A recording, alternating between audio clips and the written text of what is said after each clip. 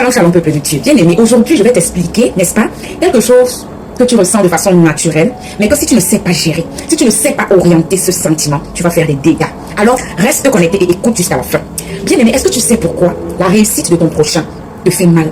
C'est-à-dire, dès que ton prochain t'annonce sa réussite, ou dès que tu vois la réussite de ton prochain, il y a un petit sentiment de gêne en toi. Ça ne veut pas forcément dire que tu es mauvais, ça ne veut pas forcément dire que tu es méchant. Et tu vas remarquer également que ce sentiment revient, mais de façon contraire, lorsque ton prochain est dans le malheur. Lorsque ton prochain échoue, c'est comme un sentiment un peu légèrement, comme de petites joies. C'est comme si ça t'apaisait quelque part du fait qu'il soit, n'est-ce pas, dans l'échec ou dans un malheur. Laisse-moi te le dire, expliquer ce sentiment. Lorsque nous lisons Genèse chapitre 1, verset 26, la Bible nous dit quoi? Dieu créa l'homme pour qu'il domine.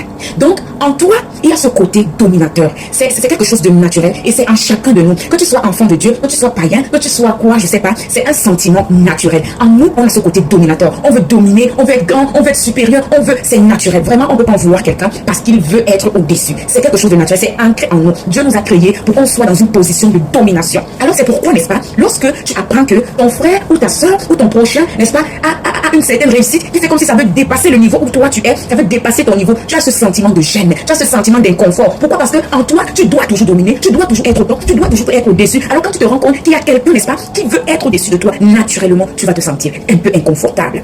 Et c'est ce qui se passe également lorsque ton prochain échoue.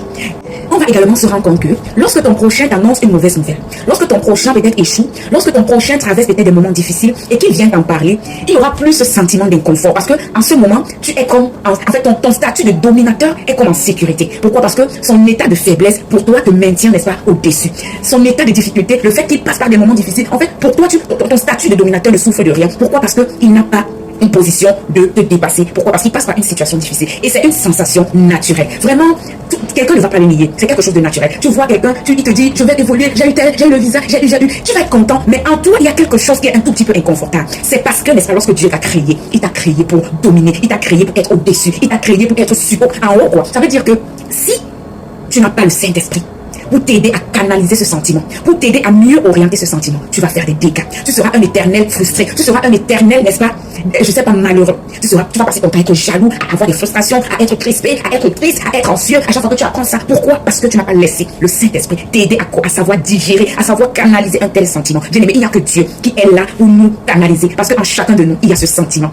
En chacun de nous, il y a cet esprit. Mais ce n'est que le Saint-Esprit qui vient maintenant, n'est-ce pas, dominer ce sentiment en toi et t'aider à savoir l'orienter. Ça veut dire que quand ton frère vient et qui te dit, j'ai eu le visa, j'ai eu ça et tout, tu dis la chair, calme-toi, l'esprit prend le dessus et tu commences à te réjouir avec ceux qui se réjouissent et pleurer avec ceux qui pleurent, comme la Bible nous le recommande. Si tu n'as pas l'esprit de Dieu, tu ne peux pas te réjouir véritablement avec celui qui se réjouit. Si tu n'as pas l'esprit de Dieu, tu ne peux pas pleurer véritablement avec celui qui pleure. Bien aimé, même l'apôtre Paul disait, je ne fais pas ce que je veux, je fais ce que je ne veux pas. Parce qu'en nous, c'est comme ça. Il n'y a que l'esprit de Dieu qui va t'aider à faire ce que tu es censé faire et à ne pas faire ce que tu n'es pas censé faire. Si tu veux essayer de le faire à tes propres forces, tu ne vas pas y arriver. La réussite de ton frère va toujours te mettre inconfortable. L'échec de ton frère va toujours te réjouir. Et le fait que ton frère n'avance pas et ne choue pas, mais garde une certaine position de bassesse, va toujours te réjouir. La seule personne qui est habilitée, qui a la capacité de mieux orienter, n'est-ce pas, cet sentiment, c'est le Saint-Esprit. C'est lui le seul. C'est pourquoi invite-le dans ta vie. Soupire après lui. Appelle-le. Désire-le. Parce que sans lui, on va faire des dégâts sur la terre. Alors sois béni pendant que tu médites sur cette parole et que le Saint-Esprit trouve une place dans ton cœur et demeure-y éternellement. Shalom.